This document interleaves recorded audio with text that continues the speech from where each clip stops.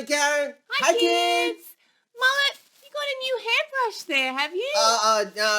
No, it's not my hairbrush. Oh. It's for my doggy. Oh, Auntie Your Karen. dog. Auntie Karen, I've got so much work to do to take care of the dog. I have to brush his hair. I have to do so much. I have to bath him, even brush his teeth, feed him, take him for walks. And then when he goes to walks, you know what happens? What happens, Mullet? This. Oh, what's this? It's his poopy. Ew! Yeah, I have to pick up his poopy too. So much work for the doggy. Oh, Mullet, why are you doing all the work for the dog? You see, when I asked my mummy for a dog and begged her, I said that I promised I would do everything and no one would have to help and I would do all the work. But now I'm sort of regretting making all those promises. Oh, that is a big promise, isn't it? Uh-huh. Well, Mullet, that reminds me of someone in the book of Judges who also made a big promise that he regretted too. Do you want to hear about it? Oh, yeah, I would. Let's listen. We've been reading Judges and we're up to chapter 10. Again, the Israelites turned away from God and made pretend gods. They bowed down and prayed to them. Again, God was angry with them. God sent enemies to capture them. This time the enemies were the Ammonites. The Ammonites were very, very cruel, and for 18 years they did bad things to the Israelites. The Israelites finally cried out to God to save them, but God replied, "You have turned away from me to serve pretend gods. Cry out to your pretend gods to save you." The Israelites got rid of their pretend gods and cried out again and again to God. And God could not bear to see his people in such pain, so he sent someone to save them. God chose Jephthah. Jephthah was an unlikely choice. His family didn't like him. Jephthah's brother drove him away, and he lived in the hills with bad men.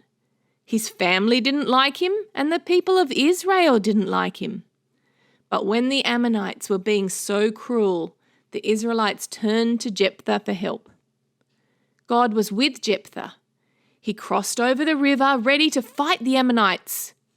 But then Jephthah did a really foolish thing. He made a promise to God. Jephthah said, "If you give me the victory, God, whatever comes out of the door of my house, I will kill and burn as a sacrifice to you." Uh-oh. God did give Jephthah the victory. And when Jephthah arrived home victorious, who should come out to greet him but his daughter? Jephthah's one and only beloved daughter. Jephthah had been foolish.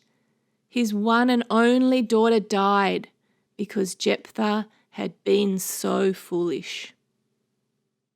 Oh, Auntie Karen, Jephthah was a bit like me. He made a really dumb promise. He did, didn't he? Yeah. He thought by making that dumb promise he could force God to save his people. He was wrong though, wasn't he? He was so wrong. We don't need to force God to save us. He really wants to save us. That's why he sent Jesus. He wants to save us. That's right, and all we need to do is trust him. Wow, that's a great story. You know what, Auntie Karen? Maybe I should ask my mum if, maybe she or my brother can help out with the doggy too. I think that would be a great idea, Mullet. Oh, okay. Well, see you, Auntie Karen. Yeah, why don't we sing our memory verse together, kids? Yeah, let's do that. Bye. Bye.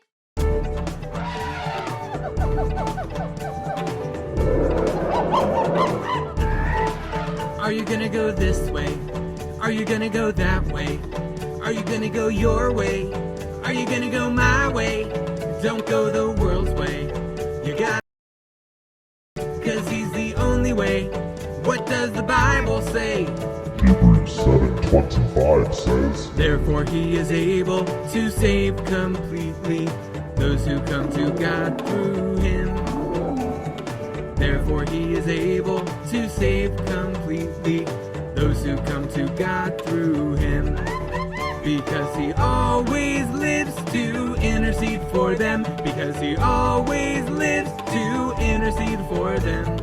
Therefore he is able to save completely those who come to God through him.